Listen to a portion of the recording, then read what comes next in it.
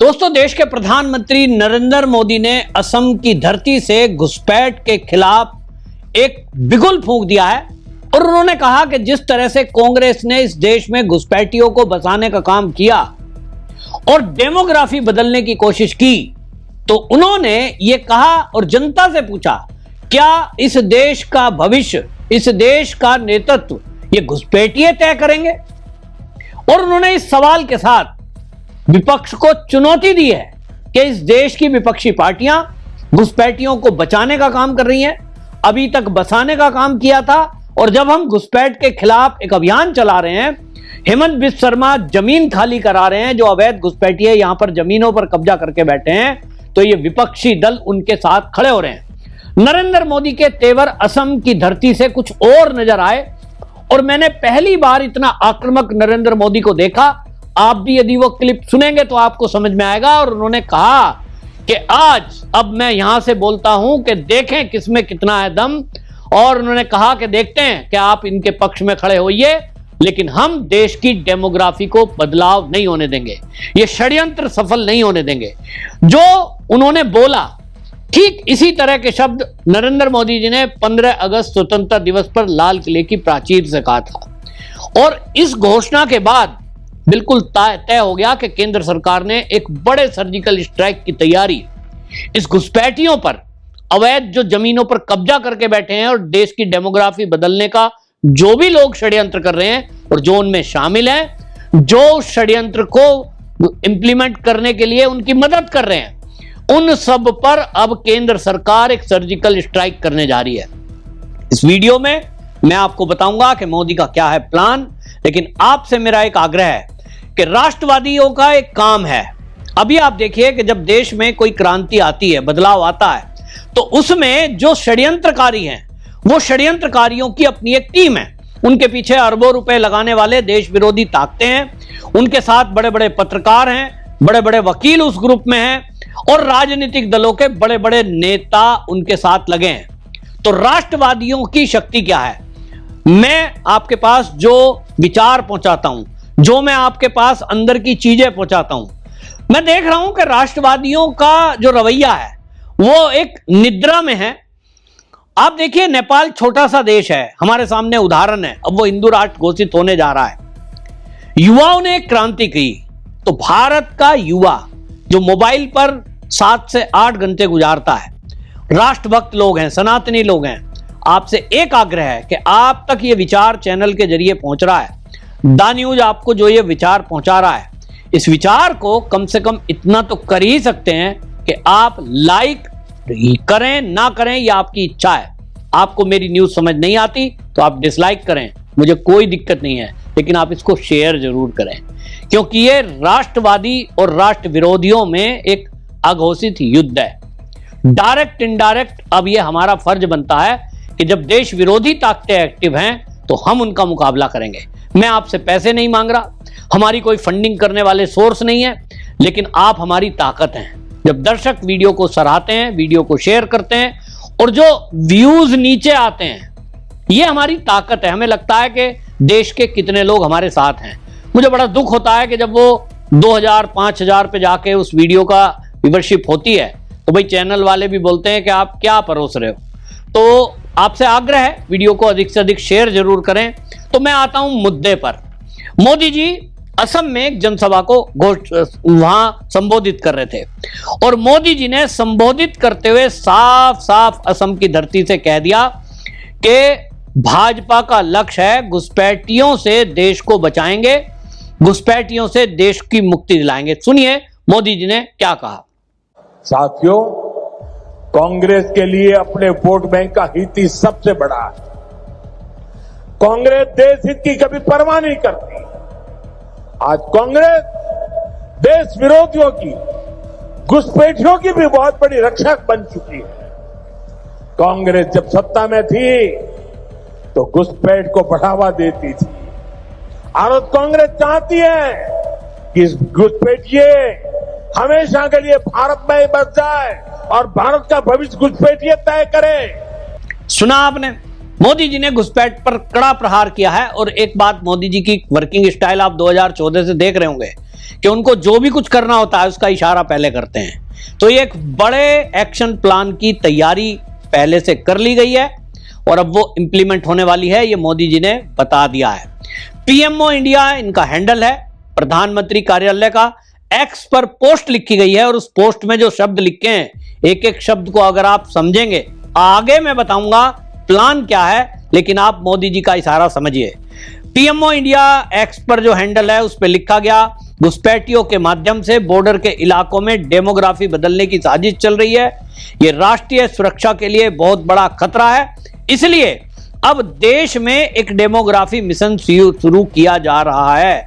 PM Narendra Modi, अब आप समझ रहे हैं मोदी जी ने क्या कहा, वहां वो क्या बोल रहे हैं, उसी को पीएमओ का जो ऑफिशियल अकाउंट है एक्स पर, बाकायदा उससे ये सीधा सीधा लिख दिया है कि डेमोग्राफी मिशन हम शुरू करने जा रहे हैं। तो क्या है वो डेमोग्राफी मिशन जिसकी मोदी जी चर्चा लाल किले की प्राचीर से कर चुके, असम की धरती से कर चुके, और यही प्लान की जानकारी हमारे देश के गृह मंत्री अमित शाह जब असम में गए थे, उन्होंने भी सेम बातें बोली थी। इशारा बिल्कुल क्लियर है कि फिर बाद में ना कहना कि क्या सरकार ने कर दिया। अमित शाह जी ने जो बोला, उन्होंने बोला है, वहां से असम में ही कार्यक्रम में गए थे, भाजपा सरकार का यह संकल्प है कि हम देश को घुसपैठियों से मुक्त बनाकर रहेंगे। सुनिए अमित शाह जी ने क्या कहा था। मगर मैं आसाम के युवाओं को आज भी ये वादा करना चाहता हूं कि आसाम को और पूरे देश को घुसपैठिया मुक्त कराने का हमारा संकल्प है और वो हम पूरा करते रहेंगे। सुना आपने, देश के प्रधानमंत्री और देश के गृह मंत्री जिनको इंप्लीमेंट करना है, पूरे देश के डीजीपी को इन्होंने कहा कि 1 महीने का समय है, अपने अपने स्टेट से घुसपैठियों को निकालकर बाहर करिए।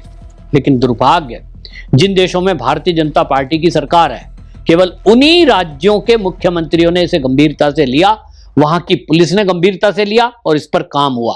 लेकिन अभी भी संतोषजनक काम नहीं हुआ है। घुसपैठिए अभी भी बहुत बड़ी संख्या में भारत के अंदर हैं।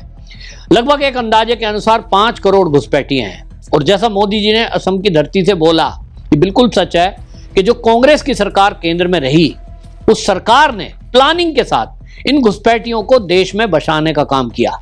उनको लगता है कि ये हमारी वोट बैंक है, बीजेपी को तो वोट देगा नहीं वो जो मियां आता है, जो अगर मैं हेमंत बिस्वा शर्मा की भाषा में कहूं, ये जितने घुसपैठिए बांग्लादेश से आए, पाकिस्तान से आए, चाहे म्यांमार से आए, ये वोट बैंक विपक्षी पार्टियों का है। उसमें टीएमसी है, उसमें समाजवादी पार्टी है, उसमें आम आदमी पार्टी है, उसमें कांग्रेस है, वामपंथी दल हैं, और ये सब के सब इसीलिए इन घुसपैठियों को अपने राज्यों में इस तरह से बसाते हैं ताकि अधिक से अधिक सीटें ये जीत कर जाएं।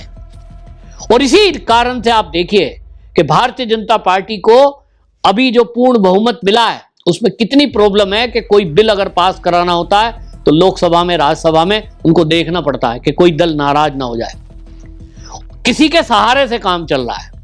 पूर्ण बहुमत अकेला बीजेपी का होता, उस समय नजारा कुछ और ही होता है। और इसलिए ये जो तैयारी है, और उस तैयारी में बिल्कुल साफ हो गया है कि ये विपक्षी दल जिस तरह के काम कर रहे हैं, अब इसमें एक बड़ा काम होने जा रहा है। पहला काम चुनाव आयोग शुरू कर चुका है। पूरे देश में SIR तय हो गया है कि जो ये घुसपैठिए हैं, वोटर लिस्ट में इनका नाम नहीं रहने दिया जाएगा। दूसरी तरफ अब जो एक्शन प्लान होना है, जिसको मैंने सर्जिकल स्ट्राइक कहा है, चुनाव आयोग के जरिए अब 2026 में एक बार फिर परिसीमन होना है।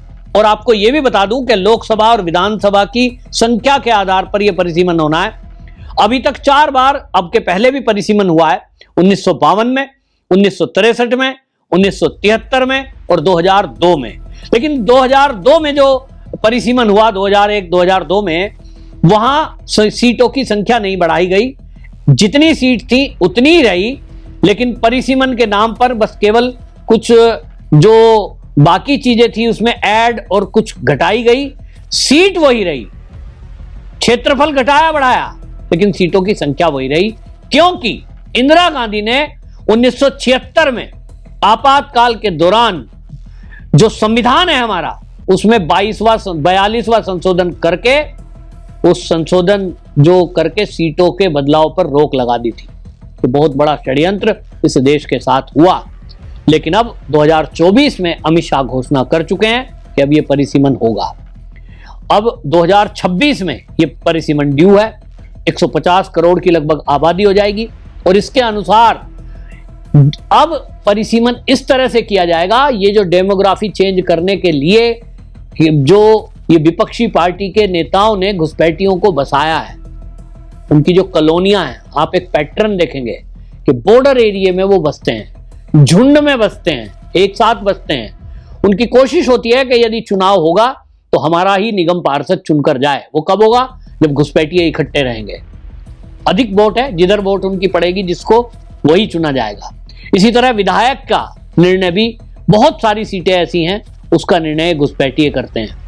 इसी तरह लोकसभा की सीट का भी निर्णय, देश के अंदर बहुत सारी लोकसभा सीटें ऐसी हैं जिसका निर्णय ये घुसपैठिए करते हैं। इस मकड़ जाल को तोड़ने के लिए, इस षड्यंत्र को खत्म करने के लिए ये जो अब SIR और इसके बाद परिसीमन जो होगा, एक थोड़ी सी झलक आपको बताता हूं। कर्नाटक में 28 से बढ़कर ये सीटें हो जाएंगी 36। तेलंगाना में अभी 17 है, वो हो जाएंगी 20। आंध्र प्रदेश में 25 से 28 और सबसे बड़ा फर्क पड़ेगा उत्तर प्रदेश में, जहां अभी तक लोकसभा की 80 सीटें हैं, लगभग 125 से 128 सीटें होने वाली हैं। बिहार की जो सीटें हैं वो 40 से बढ़कर 70 हो सकती हैं। एक ये अंदाजा मेरा है, अनुमान।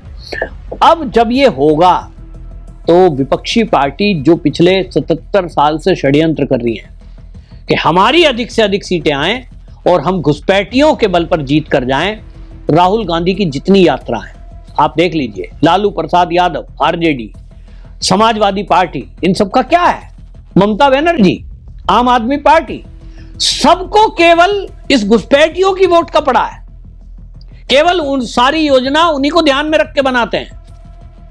लेकिन अब समय आ गया है सर्जिकल स्ट्राइक करने का, जिसका इशारा मोदी जी और अमित शाह कर चुके हैं। और अब आप उम्मीद रखिए कि इस पर चुनाव आयोग पहला काम कर रहा है SIR करके। सुप्रीम कोर्ट से भी अब निर्णय हो चुका है कि SIR गलत नहीं है और वो चुनाव आयोग का विशेष अधिकार है।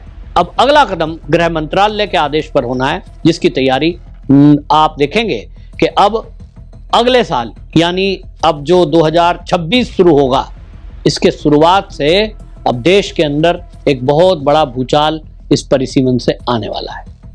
आपकी क्या राय है आप कमेंट में जरूर लिखिए, वीडियो को शेयर जरूर करिए जैसा मैंने आग्रह किया है।